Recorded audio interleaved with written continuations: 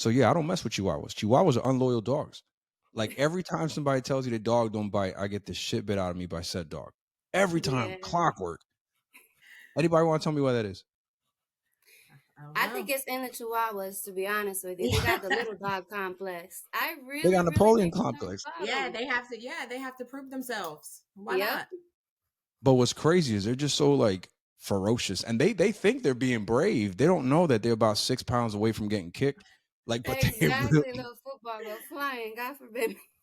And then you have our bullies that just think that they are the smallest little dogs ever. So it's complete opposite. no. I've That's had my big boy at home. Uh huh. friend of mine has a beautiful bully, and I tell you what, bullies are a special breed, special dogs. But for some reason, they think they're lap dogs, and they're not. Now you got a Absolutely. 100, Yeah. 150 pound dog crushing your leg. It's going to sleep, but I was just gonna say that. Don't make the mistake I did and let them sleep in your bed because they only get bigger and the bed ain't gonna get no bigger with them. Uh this is huh. true. Yep. Gorgeous dog. All right, let's get hot. Ladies and gentlemen, welcome to episode 1 of the Bully Girl Magazine podcast. I'm your host, Mr. Incredible. I'm here with Dr. Taylor. Dr. Taylor, what's going on? Hey, I just wanted to introduce our guest here today, Amanda Ruff Garden. She is the owner of Xena's Legacy Bullies here. And she recently completed the first interview with us back in November of 2022. And we're just super excited to have her back here with us today to do some follow up questions to see how things have been going for her. I did hear from a little birdie that your dog Tank, also known as Blue, is going to be on our next issue, which is 105. Like, how's that going for you? I know that you're pretty excited about that. Oh yeah, I am super excited to be able to have the opportunity to have Tank on the cover of Bully Girl magazine. It is an honor and I cannot wait to get him out there and get people to see him more because I think he is a phenomenal stud and I love that boy and I love this magazine and I just can't wait. Super So excited for sure. Tank is cool for episode 105, but you got quite the gorgeous dog on your lap now. Who's that? This girl right here is OLK Empress Katana. She is just over a year old and has a lot more growing to do. She Jesus. is gonna be pretty much on my new foundation female. The one that I started with, she passed away unfortunately, so have to took a break, start back over, recuperate, replan, and this is what happened. I ended up having Katana. Uh, she is beautiful, stunning dog. Thank you so much. A big difference, I will say, because all of my other bullies were much larger than her. This is my Mhm. first pocket bully. And I can say, to be honest, I see why a lot of people are downsizing with the breed because although my male is more of a classic structure all the way around, I really like the compactness of the pocket bullies. Of the I pockets. really do. Yeah, absolutely. Okay. So how big does the pocket bully grow compared to a regular bully? I believe the pockets for females are between 14 and 16 inches. I could be incorrect. Things change often. The males, I do not remember the numbers off the top of my head. Um, and then what's the next class? I would say classic after the pockets. And I believe then that would be the 16 to 18 for the females. And anything bigger than that, I would just assume is an XL. Yeah. So for people that don't know, let's give a weight comparison. Let's say Tank Oh, is about to be on episode, magazine number 105, the cover of yes. 105, and Katana. What is the weight difference between these two? It's major. Tank is pushing 90 pounds, and this girl right here, Katana, she is just about 60 pounds. So Wow. there's a big difference in my opinion. Yeah. And a lot of that definitely has to do with the height too. Tank is taller. Tank is about 19 inches tall. So he's a pretty tall boy compared to her. She's only, like I said, maybe 13, 14 inches. So but for her to have this much weight on her at that height, you can see the mass. You see the difference. Like Mhm. my boy is so clean and he's got nice muscle definition, everything. But a lot of things that I'm noticing where the people are going with bullies now is they're chasing mass. They want mass, mass, mass, mass, mass, and they're sacrificing structure, structure, structure. Yeah. I'm not one to want that. I want my dogs to be healthy all the way around. So I'm hoping that by combining Katana in the future with Tank, I'll create smaller versions of my boy, but still keep it clean, keep it correct, have the mass and a little bit of everything. And plus, if I wish you could see my boy, you think this is a big head. I want my boy's head on a smaller frame. His head is huge, Yeah. huge. So that's what I'm hoping. Mm. Yeah. God Tank willing, is we'll get there. yeah, Tank is such a handsome dog. Thank I you. I saw a few of his pictures and everything a few days ago prior to this Oh, interview. thank you. So yeah, he's definitely a looker. Beautiful Thank you. Thank structure you. on him as well. I So fell I'm in love with curious. him from the day he was born. Yeah, he's I'm beautiful. curious to know what made you get into the bully breeds. Where'd To you be start? honest with you, I've always been a big fan of pit bulls. I did a lot of volunteering when I was younger at local shelters because my parents were always the type that my insurance is not going to cover having a pit bull. So they were more liability, didn't want me to have them. I mean, I've brought many home and they're like, no, no, no, you can't keep them. So, and when I got older and I finally had the opportunity myself, I actually had a Staffordshire Terrier first. And after her, I got my first bully, which was Xena. I actually didn't know much about American bullies, to be 100% honest with you. I purchased her from my cousin, and they breed bullies. So she kind of explained to me what the American bully is and why I should get an American bully instead of a pit bull because I was really looking for a pit bull back then. Yeah. So it was kind of like a little bit of fate here and there, and they just once I had one, they grew on me. It is much Hmm. different than the traditional pit bull, than the Staffordshire Terrier. Like you said, they're like big lap dogs. They don't know that they're they're not babies, but Yeah. they definitely have the personality of not what you would think they would for sure. Yeah. They're definitely the true definition of a gentle giant. So Absolutely, couldn't agree yeah. more. Very well put. Absolutely. I love them a lot. Oh, we have bullies here, been around them for many of years. So I completely understand.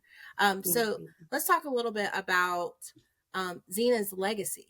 So Sure, I'm gonna put yeah, Katana on the floor. I'm sorry, yeah, she's I whining would a little encourage bit. that. I think she's a little uncomfortable. Her All legs are right, probably falling asleep with you the can come dog back sitting on. later. Okay. Yeah, she's like your your lap's a little hot for me. Okay, so the so yeah. story behind Xena's legacy bullies is Xena, which was my first bully. Mhm. She was my Sure. foundation female best friend, protector. She was everything to me. I purchased her, like I said, from my cousin from One Up Kennels.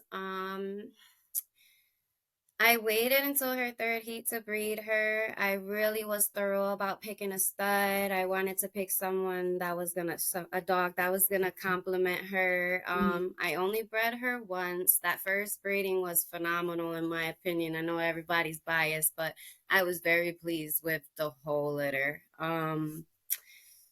They are all doing good. There'll be three in June. Xena passed away about a year and a half ago, I would say. It was in Yeah. December when she had passed away. She ended up getting really sick out of nowhere. I took her to Mhm. many vets. I even traveled to Boston. I went far with her. They said she had a mass in her chest, and it Mm. was just too large to operate. They believe it Yeah. could have possibly been lymphoma. So my next thing there was now I'm terrified. Okay, I'm gonna lose the mom. There's nothing I can do. I have to. I tried everything. There was nothing I could do. So unfortunately, I lost Xena, but from there, I had to worry: are her puppies gonna have these complications in the future? Is this Sure. something genetically that's gonna be passed down generations? I don't even want to breed if that's the case. So my brain was everywhere, but I spoke with many vets and they all told me the same thing. It is not genetic. The chances of one of her offsprings having and contributing it in the future is extremely low. They said there's not enough evidence, supposedly, to link it as in, okay, the parent had it, the child's gonna have it, and Mhm. therefore. So that's kind of like a little backstory with Xena, why I chose the name to honor her. After she passed, like I said, I actually wasn't gonna breed anymore. I'm not gonna lie. I was Okay. gonna keep her son, and I was just like, I don't want to go through this. People don't talk about the losses. They Hmm. don't want to talk about that. my heart is in this all day. These are not just tools. A lot of people have programs where their dogs are tools. They spend a lot of time in the kennels, and mine are always with me. Mine They're is with me family right here. members. So They're family members at exactly. this So point. Yeah. for me, it was just more like I really stepped back for a while.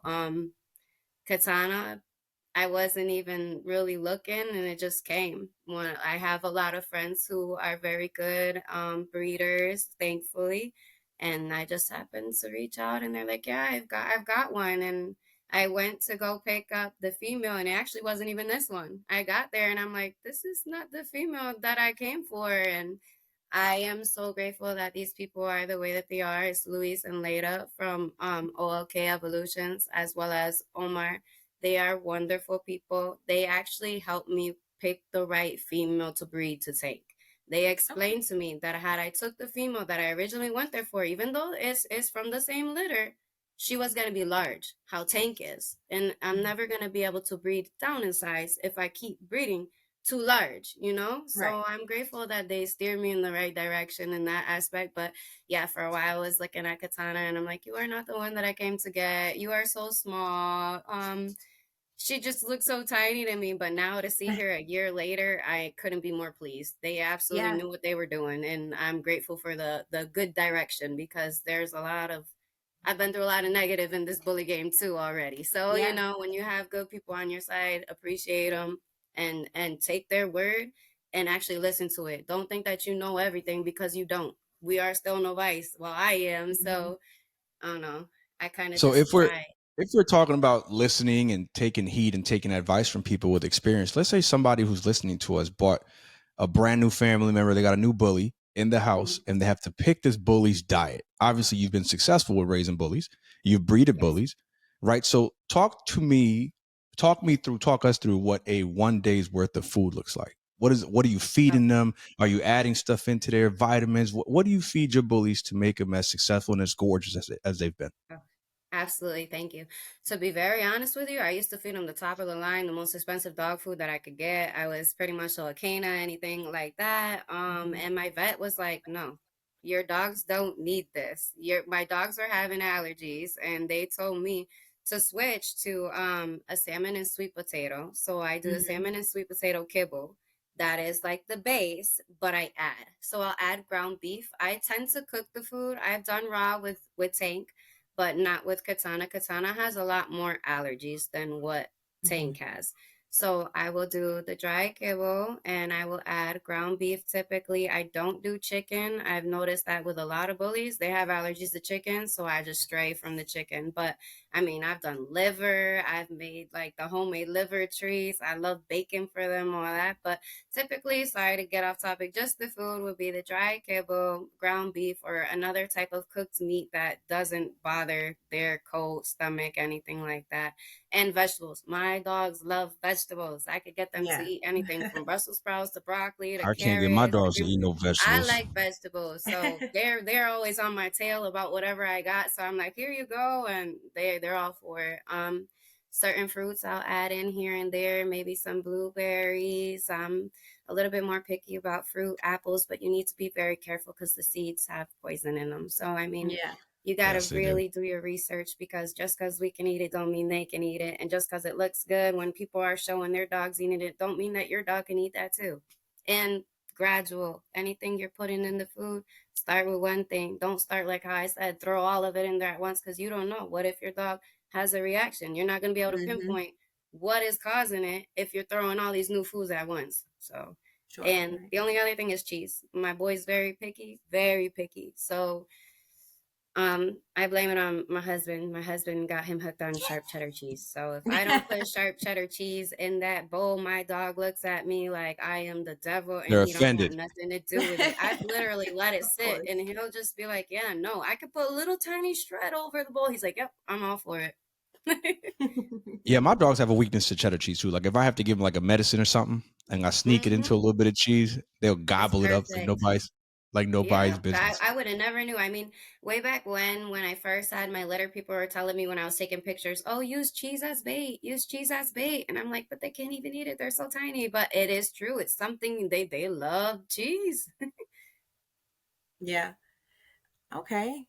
Well, it looks like you've done a lot of research when it comes to feeding dogs and things like that. Did you stick with the same diet previously when you had pit bulls? To be honest with you, I wasn't adding as much. Really, Yeah. back then, I will be 100% honest with you. The top of the line, I think, was Yukonuba when I Yeah. had pit bulls. So we didn't have half of the options that we have now. I surely wasn't adding anything into it. And if I was, it was stuff that they should have not been eating. Like there was like Mhm. hot dogs, whatever I'm eating here. You go, chicken nuggets. Like I wasn't as wise when I was younger. I say Yeah. they were built tougher though, to be honest with you, because they were able to eat all that stuff no problem, and they still look great. They didn't have the allergies that these bullies have. Yeah. Right. I love how educated you are, and you know this is fairly new to you, Yes. having bullies and things like that. And Mhm. how many American bullies do you actually own right now? I currently have two. Yep. Two. Okay, and Katana that and is Tank. Yeah, I and keep Tank. it small, keep it simple. Like I said, I've had opportunities to take on more, and at one point Mhm. I did have another male, but people don't talk about this either. When my female went into heat, both of those males who used to be best friends were not best friends no Oh more. yeah, So Competition. yep, Lord of the yeah. Flies. I've so Yep.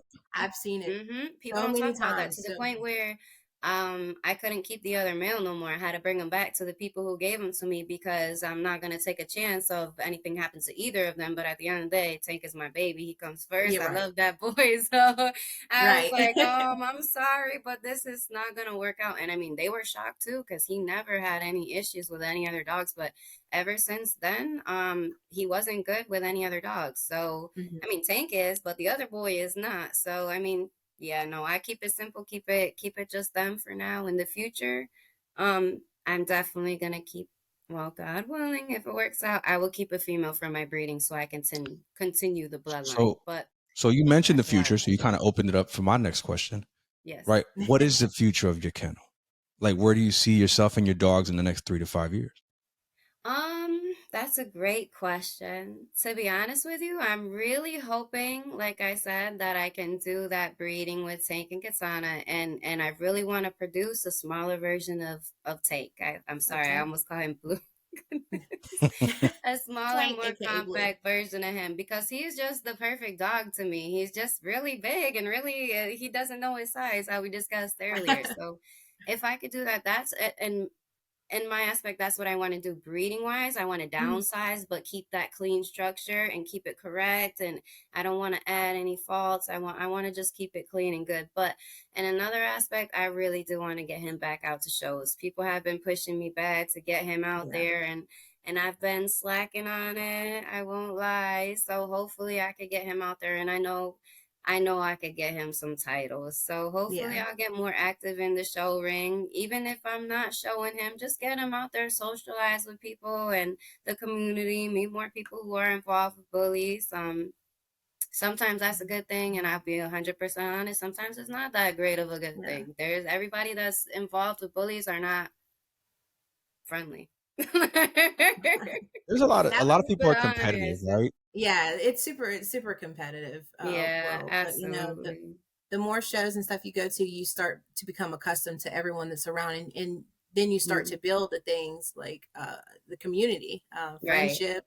everything. But at the I end of the day, I feel like everything and everyone is in competition with something. But you know what? That's It the is, problem. Like she mentioned in her unfortunately. old interview. Go Yeah. ahead, Amanda. Yeah, no, see, my thing is, I wish that people were more willing to share their knowledge, especially in the Hmm. show aspect. I mean, I did a lot of ABKC shows when I first started, and to be honest with you, I was pissed. I was Yeah. pissed because they don't tell you categories, they don't tell you classes. You look at your dog and you say, okay, my dog is this. I've always thought my dog was this. You get to a show, the dogs that are in that class are not what that class is. They're putting bigger dogs, more mass dogs, and in a class that shouldn't be in it. The classes are not organized how they should be. So there's a lot of confusion as that. I put my dog into two wrong rings already because I didn't know his accurate class. Hmm. I asked people who are there who are judges. They have a wicket. Can we measure his height? Can I get some type of a basis? Look for a junior handler. How am I supposed to know who a junior handler is? This is all new to me. If you are a Yeah. host of a accredited show, you should be able to help someone who's wants to be helped. Like that's there. It was very disturbing, kind of pushed off. And I know I had a few people tell me before I even went that these shows can be very biased. The judges are going to pick their friends' dogs. I'm not saying all of the shows are like that, but where I am Right. out here, I'm in Massachusetts. So the most shows that you will see for an ABKC show is going to be in Pennsylvania. And to be honest with you, people were telling me who was going to be picked as a winner before I even went. And it was hands Before down they even that arrived dog at the won. show. That's crazy. Yeah, so a lot of it to me, I feel like it's rigged. I feel like I was wasting my money, wasting time traveling. But all shows are not like that. I do not want to discredit the ABKC by any means because I do like the ABKC. But the shows that I just been to, I just feel like they didn't do me justice how they should have, and not even in regards to showing my dog the recognition that he needs, because Mhm. it wasn't even that. It's just the whole fact that why can't you help somebody figure out like the whole way the show works in general, period. Like they don't have schedules like that. Like I would travel 6 hours to get there and the show doesn't start till this time, and it gets complicated. People don't understand that. It's a long day, a very long day. I don't think it's as organized as it could be. That's for sure. Okay. So I'm glad that we're on this topic. One of my questions that I definitely wanted to ask you, just following up with your previous interview with us, is about Tank. I know that one of your Yes. goals set for this year was to earn Yes. his champion title. So Yes. have you, I know we're only into May right now, but Yes. have you been able to get him back out to any of the ABKC shows to sort of earn a little bit more points or anything like that?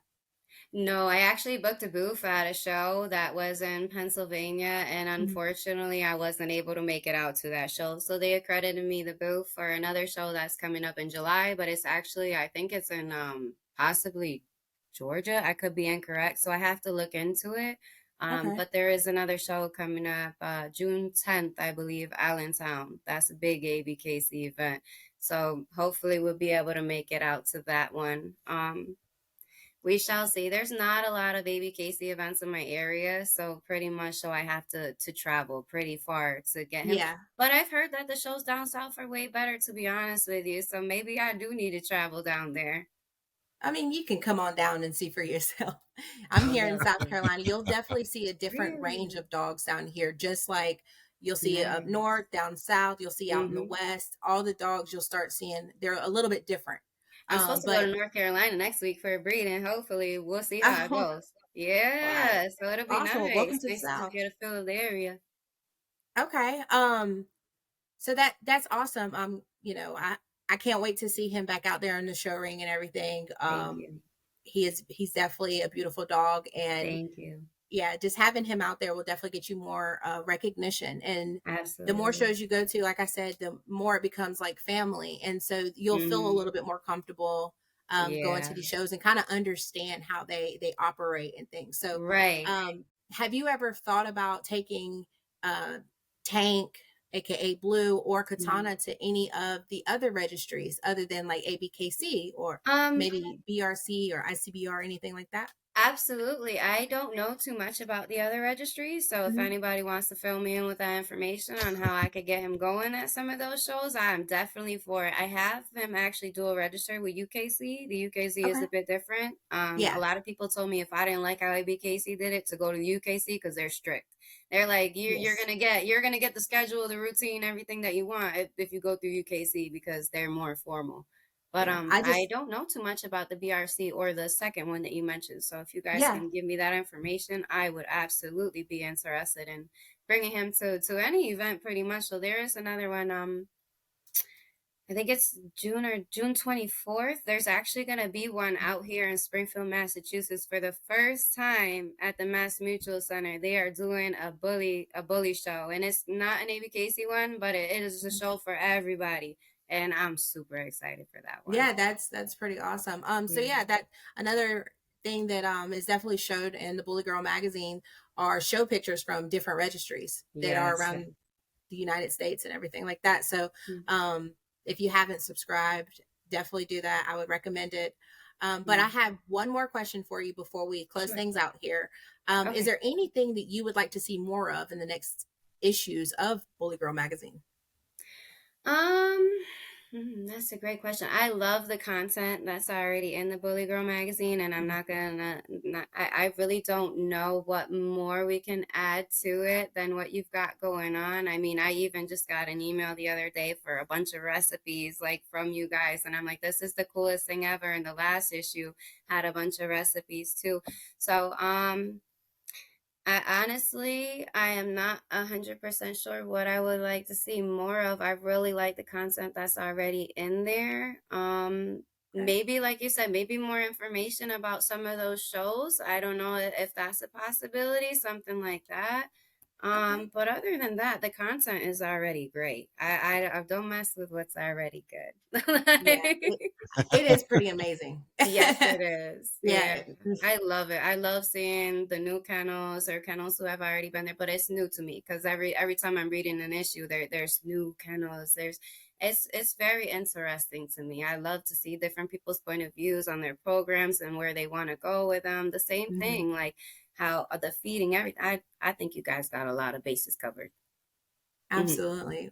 Well, we definitely appreciate your time and everything you have, you know, done with us and for us, these interviews, and then Tank, aka Blue, gonna be on the next issue that we have, issue 105. Yes. And if you have any questions or anything, feel free to inbox us on Instagram on the Thank website. you. But before we close out, I just wanted to mention that this podcast was sponsored by Snubbies. Um, and then you can go to www.snubbies.com, and it is snubbies.com. And if you use code BG20, you'll get 20% off the entire order. All right. Well, with that being said, ladies and gentlemen, once again, this was episode 1 of the Bully Girl Magazine podcast show.